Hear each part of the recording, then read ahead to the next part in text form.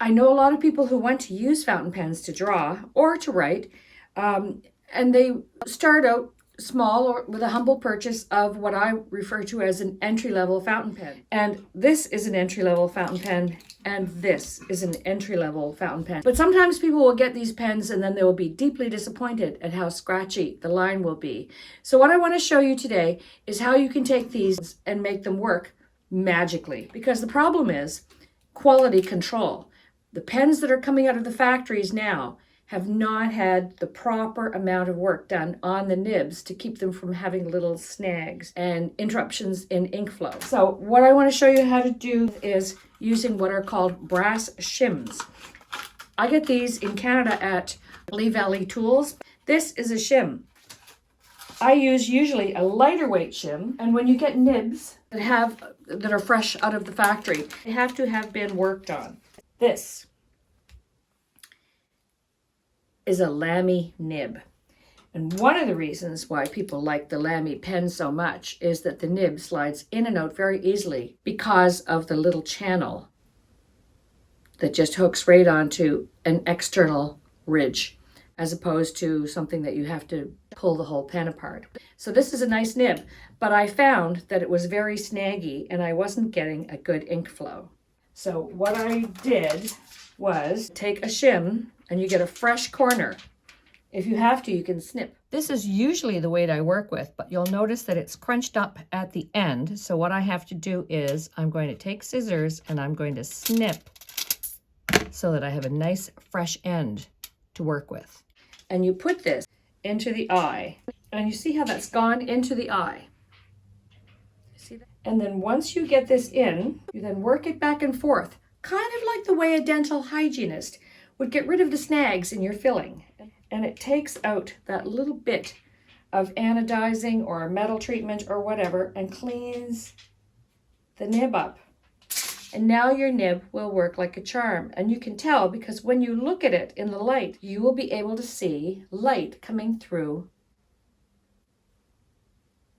the two tines of the nib. And that will give you a really good line, such as this. Before I did that, I got a very, very scratchy line. And I would recommend that if you want an entry-level pen, don't buy the Lamy Safari because it's plastic. This is anodized aluminum. Moment of weakness, I was in the airport in Frankfurt, which is where the Lamy pens are from. And it was cheap, but it was 30 euros for a Lamy Safari, which is made of plastic, and for 6 euros more, this is anodized aluminum. So if you drop it, it will not crack. Because I can tell you, having pieces that crack is very heartbreaking on a pen. This is actually a really good pen for the money. This pen is a Pilot Metropolitan pen. However, I did drop this pen at one point, and this little part, the ink feed, cracked. And because of it, I ended up with a steady leak. And every time I would work with this pen, I would end up with all kinds of ink on my hands, which drove me crazy.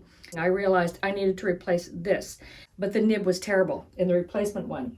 So what I ended up doing, you need to have a cheap piece of that rubberized mat that you would put on your kitchen shelf and cut it into a small square. Then you take your pen and put this on your fingers so that you have a good grip, and then you just pull the whole thing apart like that. It's a little bit more complicated than taking apart Lamy Safari or Lamy All-Star. And then I will show you what we have going on here. This is the inner working of the ink feed. And you will notice that the nib also has that little bit of a hole and a small amount. If you hold it to the light, you will see the light coming through. But if you don't have a clear flow, you need to then take the shim. Once again, I like to do it from the inside out because then you don't scratch up your nib. Put it through the hole and do this. And if it still doesn't give you enough of an ink flow, you can actually put your pen down, or the pen nib down on your desk when you have a shim through it. You see that? And then you can brace it. Don't try this at home. You can brace it with your fingers on both sides and then pull the nib up. To put it back together, I will point out that this particular ink feed, the interior of the ink feed, has a little ridge on it. And when you fit this just right on the feed, it will just snap right into the right location because the ridge on the inside of the feed will not let it go any further. And it has two little channels on each side that make it fit just right. And then if you look carefully at the pen, you can see that there are also two little ridges on each side here, and the whole thing just goes together. Pressure fit. You can even hear a little snap where it goes right in and your pen is back together. And to get your ink flow glowing again. And you see how nicely the ink flows. And that is only after you take your pen apart. Take a shim to it and get rid of all the snags that were left in the factory. I'm certain of it. They just punch these things out and off they go.